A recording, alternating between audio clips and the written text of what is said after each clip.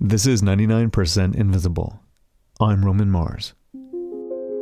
Let's say you lived sometime before 1860 and you wanted to fire a rifle. First, you'd need to pour gunpowder into the powder charge to measure the amount of gunpowder you needed.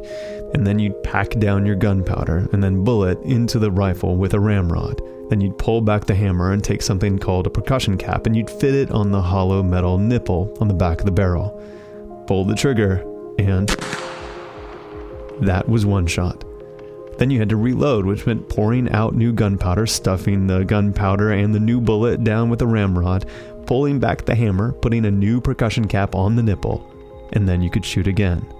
The whole process took at least as long as it just took for me to describe it.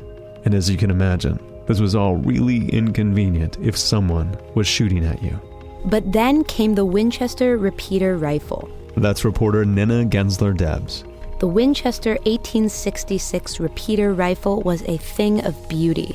Nicknamed the Yellow Boy for its bright brass receiver, the gun was sleek, gleaming, and deadly. You could fire off 15 shots in just over 10 seconds.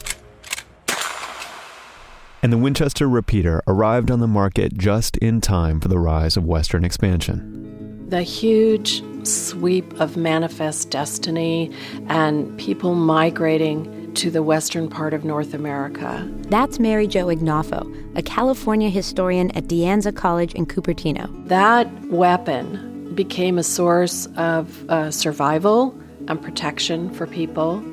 The next iteration of the Winchester repeater, the 1873 model, was an even bigger hit. It was lighter, more accurate, and it became synonymous with westward expansion. It came to be known as the gun that won the West, but probably only by people who think they won the West. The Winchester Rifle Company was very successful. The most successful arms company in America in the late 19th century. The Winchester family became fabulously wealthy. They lived together in this palatial mansion in New Haven, Connecticut. They were harmonious, rich, and happy. And to make matters happier, William Winchester, the heir to the family business and fortune, married the girl next door, the beautiful and intelligent Sarah Pardee. And in 1866, Sarah gave birth to a daughter, Annie. And then came a string of terrible tragedies. They found that baby Annie couldn't absorb protein. And even with all the money in the world, Sarah couldn't stop her daughter from starving to death before her eyes. Then, 5 years later, Sarah's beloved husband, William, passed away from tuberculosis.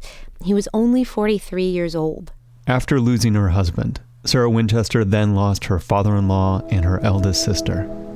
Sarah was now alone. Half a lifetime of loneliness lay ahead of her. That's the voice of the iconic black and white film actress Lillian Gish.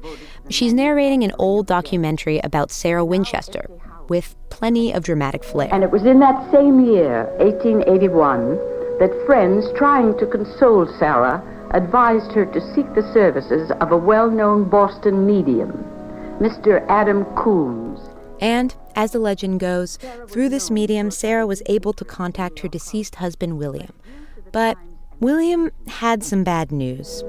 Her husband's voice told her that she would always be haunted by the spirits of those who had been killed by the Winchester rifle. Someone please give this poor widow a break. He now instructed her to placate them by building a structure that would never be completed. A house to which rooms would constantly be added to provide shelter for the ever-increasing number of Winchester rifle victims. Finally, he told her that by doing what he had prescribed, she would gain immortality. Winchester rifles had killed a lot of people. If Sarah was to appease their ghosts, she would need to build a very, very big house. And she had the money to do it. Having inherited her late husband's stock in the rifle company, she was now one of the wealthiest people in the country. And where better to build an ever-expanding structure than in the wide open West, California. Sarah left New Haven to begin anew in California. She bought an 8-room farmhouse in San Jose and dove into the remodeling project head first. At any given time, there might have been a dozen people working on the house. Carpenters, tile setters, painters, electricians. Some reports estimate that her house swelled from 8 to 26 rooms in the first 6 months. And others claim there was no end to the construction, that Sarah Winchester's crew worked on the house in rotating shifts, 24 hours a day for 38 years. As the construction marched forward, the house became a tangled maze of halls and a mashup of turrets and stained glass windows. You know, it has a kind of haunted mansion quality. That's architectural historian Mitchell Schwartzer. Doors that lead nowhere, staircases that stop halfway. And because she built over so many years, the house was also a wild combination of architectural styles. Every 5 years or so, there was a kind of new movement, new types of ornament. Curves are introduced in the 1890s. But for a long time, no one was able to see the hodgepodge of styles and ornaments in this house except Sarah Winchester. Well, Sarah and her staff of 18 house servants, 13 carpenters, 8 to 10 gardeners, and 2 private chauffeurs. Because Sarah Winchester kept to herself. Mrs. Winchester did not entertain, and she did not open her doors to visitors. Supposedly, Sarah Winchester was also always shrouded in a veil. And she never spoke to strangers or members of the press who inquired about her odd building endeavor. And because she didn't respond, they started formulating their own suggestions. Maybe she's superstitious. Maybe she feels guilty that all that money came from guns. Maybe she feels like if she keeps building, she'll never die. And so those little stories became the factual analysis of Mrs. Winchester. It's unclear how much of the Sarah Winchester legend is true. We don't know whether she communed with ghosts, or at least thought she was communing with ghosts, or whether she built her huge house to placate them, or whether she felt guilty about her fortune coming from guns. But after her death, those legends and rumors about her have lived on. After Sarah's death, an entrepreneur named John H. Brown saw the possibility in the old decrepit estate. In 1923, he reopened Mrs. Winchester's property as the Winchester Mystery House. And ever since, it's been the subject of all kinds of pseudo-documentaries on haunted houses. Said to be inhabited by ghosts and inspired by madness, it has the deranged design of a carnival funhouse. The Winchester Mystery House was built on fear. When I walked in my hand, I got chills. The workers that built this place, they're still building it on the other side.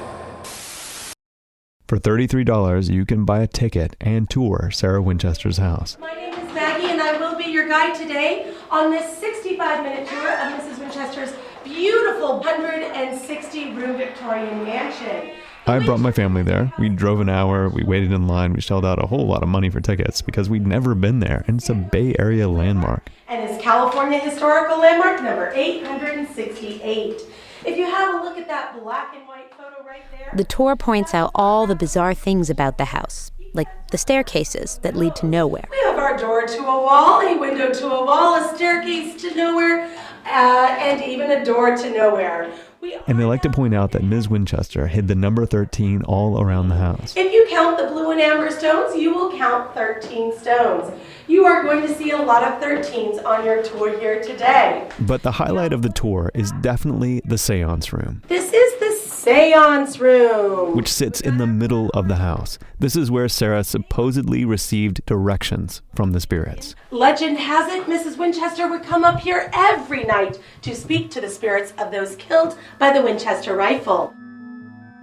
They seem to be selling the story of the haunted house and of the haunted Mrs. Winchester, and a lot of people seem to be buying it, but not everyone. The mythology about her is not only insulting to her, it's insulting to me as a consumer of popular culture. It insults a person's intelligence.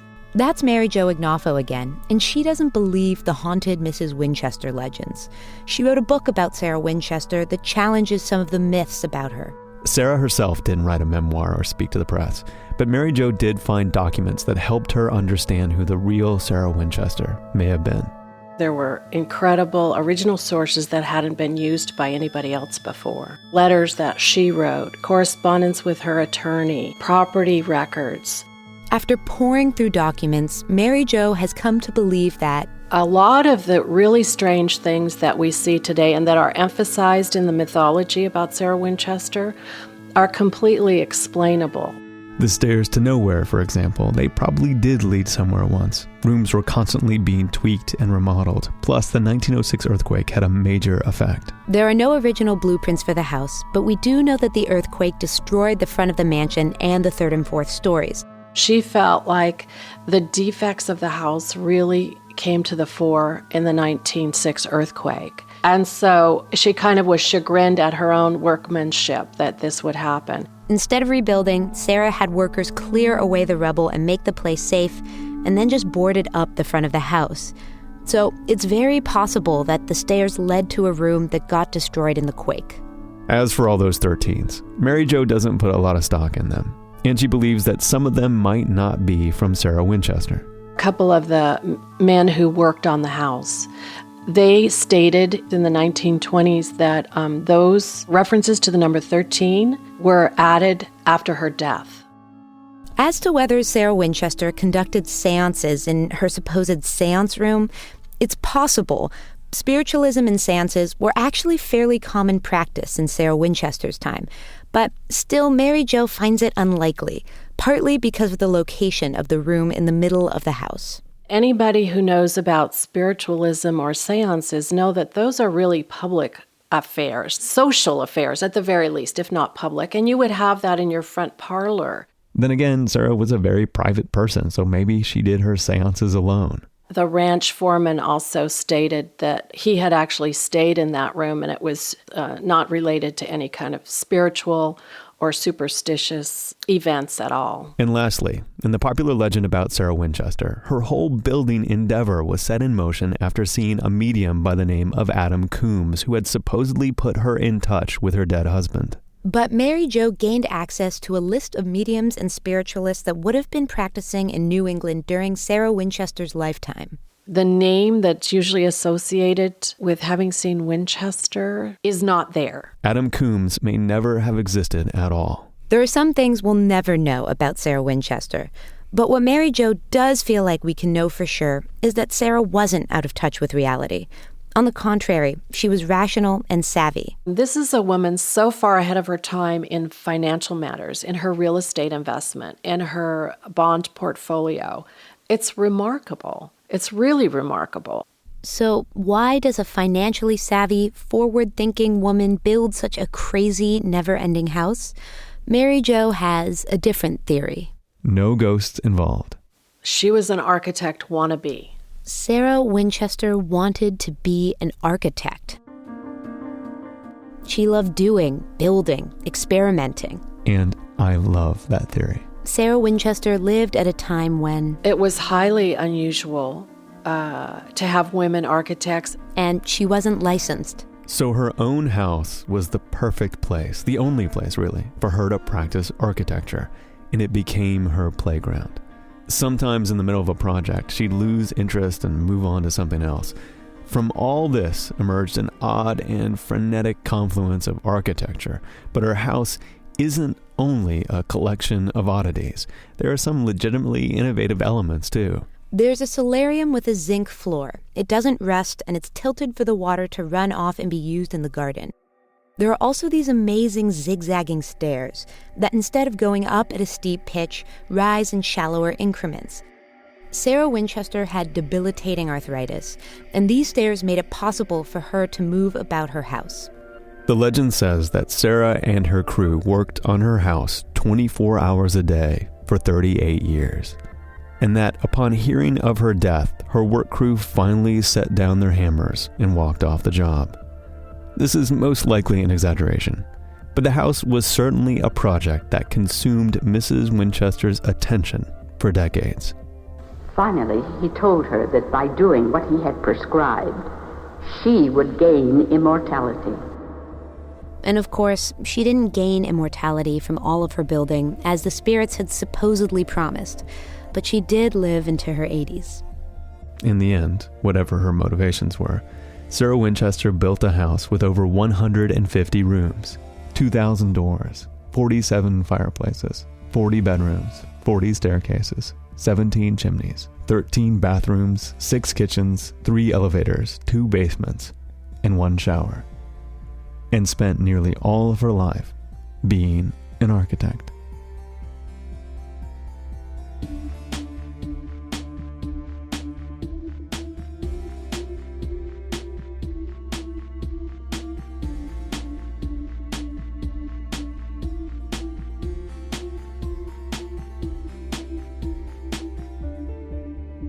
"99% Invisible" was produced this week by Nina Gensler-Debs, with Avery Trufelman, Katie Mingle, Sam Greenspan, and me, Roman Mars. We are a project of 91.7 local public radio KALW in San Francisco, and produced out of the offices of Arcsign, an architecture and interiors firm in beautiful downtown Oakland, California. You can find the show and like the show on Facebook. We're all on Twitter, Tumblr, Instagram, and Spotify, and you can listen to every single episode of 99% Invisible at 99pi.org.